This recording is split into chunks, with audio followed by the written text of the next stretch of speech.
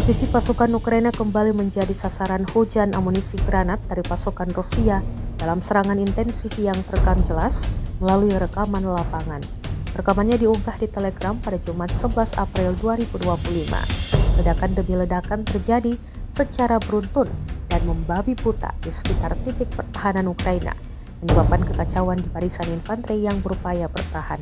Beberapa tentara Ukraina dilaporkan mengalami luka-luka akibat serangan tersebut dengan tingkat kerusakan yang belum sepenuhnya terkonfirmasi.